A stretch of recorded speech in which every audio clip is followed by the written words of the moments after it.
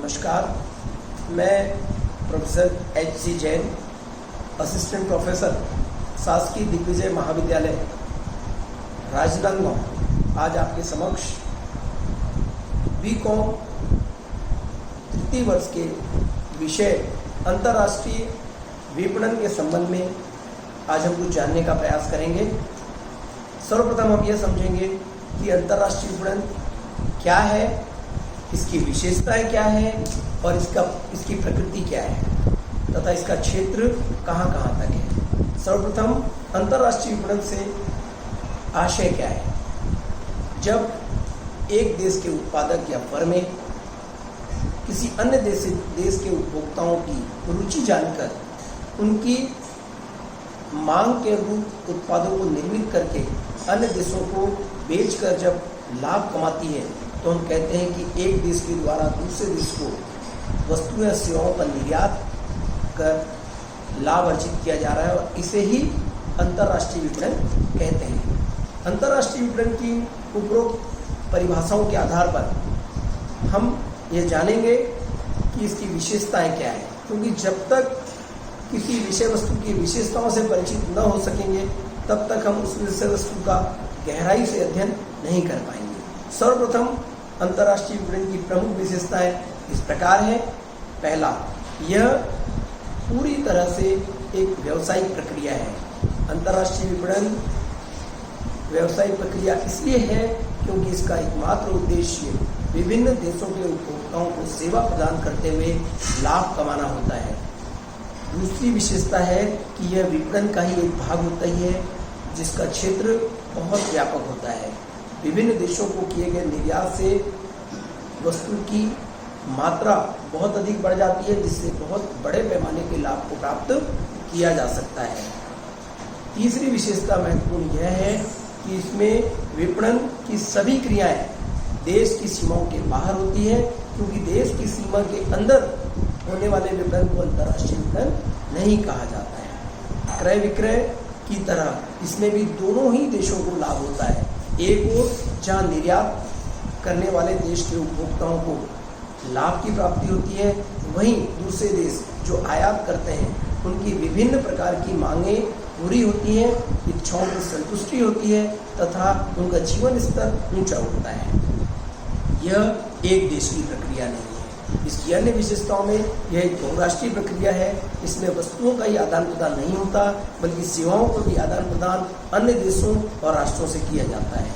और इसमें घरेलू विपणन की सारी क्रियाएं, जैसे लाइसेंस प्राप्त करना, मध्यस्थों को तैयार करना, किस मात्रा में पूंजी की जरूरत होगी, विभिन्न देशों के उपभोक्ताओं की रुचि का अध्ययन करना, उनके इच्छाओं के अनुरूप उत्पाद का निर्माण करना, मूल्य निर्धारित करना, पैकेजिंग करना, विभिन्न प्रकार के विक्रयों के मध्यस्थ तैयार करना आदि सभी क्रियाएं शामिल हैं। इसी कारण से अंतर्राष्ट्रीय क्षेत्र की बहुत महत्वपूर्ण विशेषता यह भी है कि इसका क्षेत्र सीमित नहीं होता, बल्कि बहुत व्यापक होता है। इसमें निर्यात के द्वारा विभिन्न प्रकार की देशों की विदेशी मुद्राओं के लाभ कमाकर उत्पादक अपनी क्षमताओं को बढ़ाते हैं, नई नई तकनीकों का प्रयोग करते हैं, जिसके कारण वे समृद्ध हो सकें और एक सामाजिक दायित्व का निर्माण भी कर सकें। आगे हम समझेंगे कि अंतर्राष्ट्रीय विपणन के प्रमुख तत्व क्या है।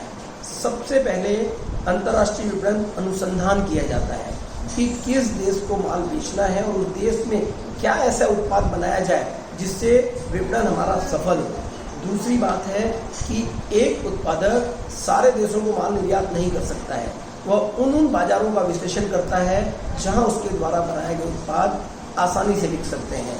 और तीसरी और प्रमुख तत्वों में जब वह उत्पाद का चयन कर लेता है तो वह उसका नियोजन करता है कि उसको किस तरह से बनाना है, उसकी किस्में क्या होगी, उसका ब्रांड नेम क्या होगा, उसकी पैकेजिंग किस तरह से की जाएगी। इसके पश्चात माल के निर्माण तक ही एक निर्यात और अंतर्राष्ट्रीय विपणन का उद्देश्य पूरा नहीं हो जाता। इसके पश्चात वितरण प्रणालियों का चयन किया जाता है कि वह माल किन किन माध्यमों से उन देश के उपभोक्ताओं तक पहुंचाया जाएगा। इसके लिए निर्यात विज्ञापन एजेंसी तथा संदेश वाहकों का सहारा भी लिया जाता है। इसके अलावा माल को पहुंचाने हेतु जल परिवहन, वायु मार्ग एवं सड़क मार्ग आदि जिन जिन मार्गों से उन माल को उन देशों के उपभोक्ताओं तक पहुंचाया जाएगा, इसकी भी समीक्षा की जाती है। किस उस देश की साख जहां माल भेजा जा रहा है कैसी है, वहां के लोगों का जीवन स्तर कैसा है और वहां के लोगों की आर्थिक स्थिति की क्या दशा है, इसका अध्ययन भी करने के पश्चात इन देशों को माल का निर्यात किया जाता है। और जब तक माल उन देशों को पहुंच नहीं जाता, उस देशों में माल पहुंचाने के लिए बीमा आदि की समुचित व्यवस्था निर्यातकों के द्वारा की जाती है और बिक्री के प्रबंधन भी किए जाते हैं।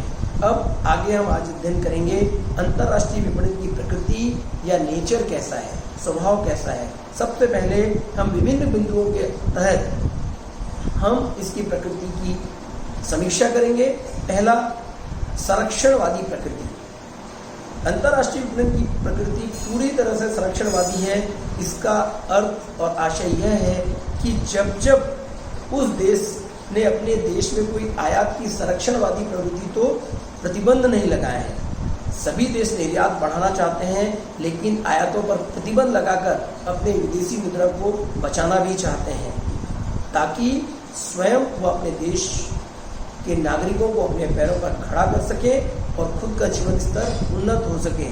अतः सभी देश निर्यातों को जब प्रोत्साहित करेंगे और आयातों को हतोत्साहित करते हैं, इस कारण से अंतर्राष्ट्रीय विपणन की एक प्रकृति संरक्षणवादी हो जाती है, जिसके कारण इसका स्वभाव पूरी तरह से आक्रामक न होकर सुरक्षात्मक होता है। दूसरी प्रकृति है प्रतियोगी प्रकृति। यह पूरी तरह से 3 स्तरों पर इसमें निर्यातकों को प्रतियोगिताओं का सामना करना पड़ता है। एक तो अपने ही देश के निर्यातकों से प्रतिस्पर्धा करनी पड़ती है, दूसरा अन्य देश के निर्यातकों से करनी पड़ती है, और तीसरा जिस देश में वह निर्यात कर रहे हैं वहाँ के भी उत्पादक उनसे कड़ी प्रतिस्पर्धा करते हैं, जिसके कारण इसकी प्रकृति प्रतियोगी भी है। तीसरी, साख अभिमुखी। अंतर्राष्ट्रीय विपणन साख की ओर उन्मुख होता है। यह विपणन साख पर ही होता है। अधिकांश देश जो आयात करते हैं वे विकसित नहीं होते, अविकसित या विकासशील देश होते हैं, और जिस कारण उनकी क्रय शक्ति भी अत्यंत अल्प होती है। ये चाहते हैं कि ये निर्यातक उन्हें ज़्यादा से ज़्यादा समय सीमा भुगतान की दे।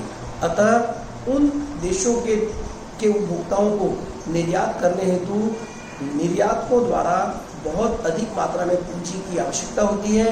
थोड़ी पूंजी से अंतर्राष्ट्रीय विपणन का होना संभव नहीं हो पाता। चौथी यह है अत्यधिक जोखिमपूर्ण प्रकृति। अंतर्राष्ट्रीय विपणन जोखिमपूर्ण प्रकृति है। उसका कारण यह है कि इसमें एक सौदा बहुत क्वांटिटी में होता है, जिसे पूरा करने में समय लगता है। उस समय देश काल परिस्थितियां बदल जाती है, कभी उस देश की सरकारें बदल जाती है, कभी कानूनों में व्यापक और विशाल परिवर्तन हो जाते हैं, ग्राहक की आर्थिक स्थितियां बदल जाती है, या स्वयं के देश का कानून ही बदल जाता है, स्वयं के देश की सरकारें भी बदल सकती है। इस कारण अंतर्राष्ट्रीय विपणन करना अत्यधिक जोखिम का कार्य है। और पांचवा है प्रभुतापूर्ण प्रकृति।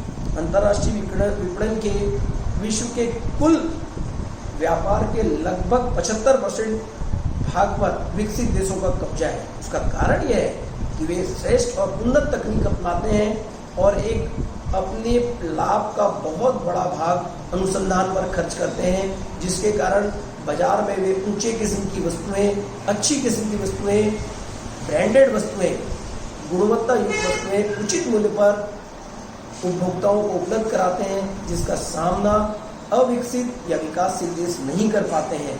और इसके अलावा अंतर्राष्ट्रीय विपणन की प्रकृति राजनीतिक भी है। यह यदि उन देश के उपभोक्ताओं को या उस देश को आयाती देशों से कोई लाभ मिल रहा हो, पारस्परिक म्यूचुअल आयात और निर्यात दोनों हो रहा हो, तभी वह देश आयात करने में रुचि दिखाते हैं, अन्यथा उनका रवैया उदासीन ही होता है। इसके अलावा अंतिम अंतर्राष्ट्रीय विपणन का क्षेत्र है विश्व एकीकरण की प्रकृति। अंतर्राष्ट्रीय विपणन का स्वभाव ग्लोबलाइजेशन करना है, विश्व एकीकरण को बढ़ावा देना है। जब अंतर्राष्ट्रीय विपणन होने लगता है तो वह पूरा विश्व विपणन की ओर बढ़ने लगता है और साथ ही जहां निर्यातक निर्यात करते हैं वह देश स्वयं अनुसंधान आदि करके स्वयं ही उन वस्तुओं को निर्मित करना प्रारंभ कर देता है। इस तरह एक देश के निर्यात का लाभ दूसरे देश को एवं कई देशों को मिलने लगता है। इतना ही कहकर हम आज की बात को समाप्त करते हैं। आशा है मेरी ये जानकारी आप लोगों तक पहुंचेगी और आप लोगों के ज्ञान वर्धन में न केवल सहायक होगी बल्कि आपको परीक्षाओं की तैयारी के माध्यम से भी एक उचित संबल का कार्य करेगी। नमस्कार। हो गया भाई, देखो एक बार रीडिंग